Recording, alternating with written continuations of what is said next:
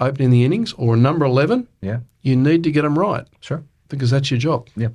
So one of the things I also wanted to talk to you about was, see, prior to you coming onto the scene, I thought that there was this perception of the Australian umpires that they are pretty difficult to work with in some sense. Like, I don't know how to sugarcoat that statement, but, and I'll give you an example. So we have to talk about, obviously, Darrell Hair. And I think he has, at least percentage-wise, he was the most accurate umpire before you. If I could be mistaken, but one of the best decision makers ever stood with. Absolutely. So, but still, like whenever you think of like Darrell Hair, you have to think of like the Murali controversy and then the old test, right? So one of my thoughts was, how can we avoid? And I don't think like that sort of thing has happened, but one of the more difficult things, even as like, I'm watching this, 95 tests, I didn't watch it because I was, kind of young. I started watching cricket a little bit more. I remember watching Ross Emerson giving, because I remember that game clearly. I'm watching the game. As a 13-year-old, I could see, okay, the first over, he comes and bowls, no issues, right? The second over, then all of a sudden, like the nobles start, coming in. So how can we avoid, because I guess at the time, Darrell Hair was sort of overruling what ICC had, I guess ICC had already cleared Murali on that? A bowler's never cleared. Yeah. A bowler is never cleared. So what's the protocol? Let's say, for example, if someone comes in and starts, like if you as an umpire, you're officiating, and then you see a new bowler that you haven't seen, and all of a sudden, you think that there's some issues with the action, right? What's the protocol now? Like, is there, if there's a protocol? It depends more on what the protocol is for that series or for that particular level of cricket. Okay. So the first thing is, well, what have the administrators provided for you to be able to do? Yeah. But first primacy here is that the laws of cricket apply, that if you're not satisfied with the fairness of that action, you can call no ball on the field of play. Okay. But given that every governing body has its own protocol of some description, that's unlikely to happen. It's unlikely because it's a very sensitive subject. It is, yeah. And absolutely. It's a very subjective decision on behalf of the umpires. Yeah. And we have this history in our game, and even before Darrell Hair, even before Ross Emerson, we have this history in our game where if you called someone for throwing, it was more about the umpire than it was about the bowler, because the umpire was destroying a career. Okay. And I remember having a discussion in Pakistan with Bob Ulmer many, many years ago about a particular bowler. I won't mention his name, but we reported him for a suspect bowling action because that was the protocol at the time. Okay. And Bob approached me and said, you've ruined his career. How's he going to come back from this? And I said, Bob, two things. If he's not throwing, there's no problem. Right. So if the lab finds out that he's got a clean action and he's within the 15 degrees, then we're not having this conversation. So he's got nothing to worry about.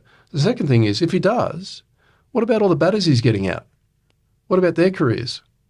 What about the integrity of that side of the game? So, again, it depends upon how you look at this. But it comes back to the administrators and the governance as to how they want the game to be played and what they're satisfied, comfortable with the umpires and how they manage this particular sensitive topic. You've mentioned some umpires there, you've mentioned some examples, and you mentioned maybe how we feel about them as a result of that. Look, they did their job.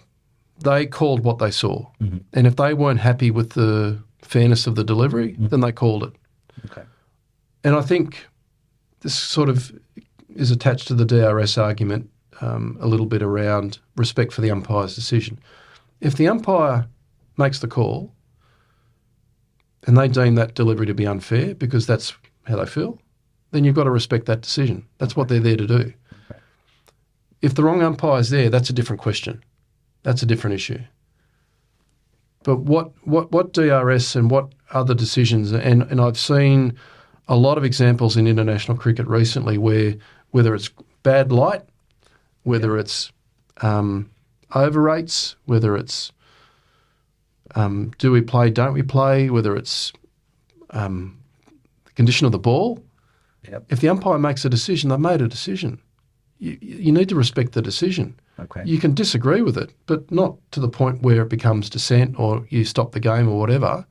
And if you then have a comment or an element of feedback on the umpire's judgment or performance, well, there's a process for that. Sure. So the umpires upholding their process, it's really important that people respect that, Sure. and that the game is played with respect. Yeah. You know, so the umpire's doing the best job they can do. I've never seen an umpire go out willing to make a mistake, Sure. or willing to be the centre of attention in that way. Okay.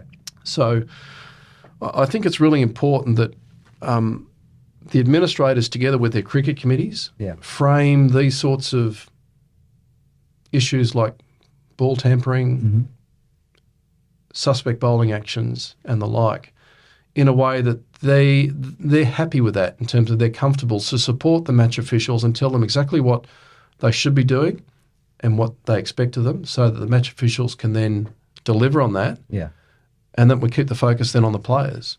So one of the things that you just mentioned that I want to talk about is the incident that you're talking about where Bob Woolmer was able to come up to you. I think for me that is a problem, meaning like coaches and players should, especially regarding that sort of thing, I think there needs to be a buffer, don't you think? Like, there should be a buffer between, like the coaches they're always going to defend their players, right? Like no matter what.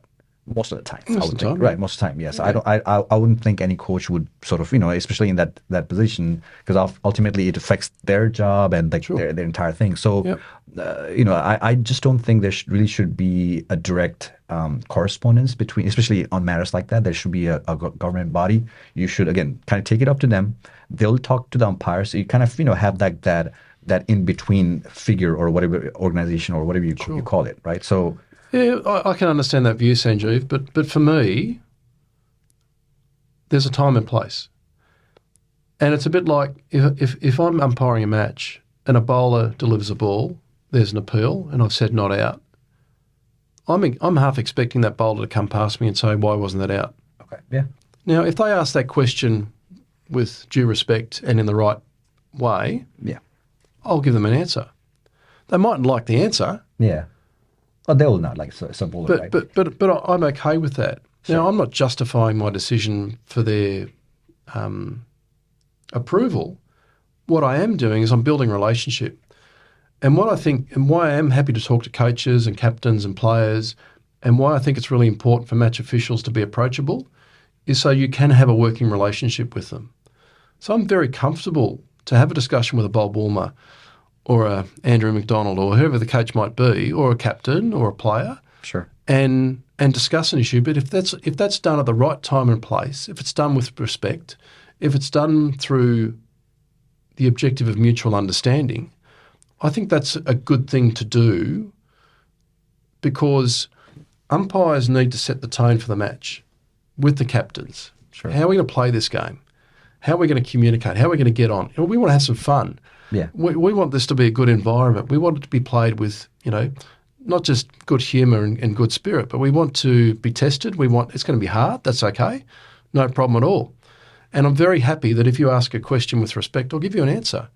When you mentioned Darrell and Ross and whatever, I think when we have a breakdown of communication, when we can't talk to each other, when we can't share our views and how we've reached certain positions, that's going to lead to no meeting of the minds, no way forward, and no common ground. And so I think that makes it harder, not easier. Sure. And I'm not sure I like the disconnect of not being able to talk to people. And to that point, as an umpire, I was always happy. What's up today, Bob? Yeah, I just want to talk to you about that bad light decision. Yeah, sure. You want to come in? Now, we'll have a discussion, and that's fine. When I gave Inzi out, obstructing the field, Inzi, what's going on? Right. Now, Chris Broad, match referee, we get in the umpires room at the end of the day. I knew what was going to happen. I just knew it. And so I'm sitting down there, and the first thing I grabbed out of my bag was the blue book, was the law book. The law book, yeah. And I've opened up obstructing the field, 37.4 for those people that want to know. Law 37. And it was already highlighted. Yeah. And Bob's, guys, we're going to need some clarification. What's going on there? They actually came up to you and still kind of asked about why. Yeah, absolutely. Absolutely. So very, very happy because here's the process. Now, if I've got it wrong or if we've got it wrong, Right. put a hand up. We got it wrong. Right. Yeah, we should have done that better. We could have done it differently, whatever.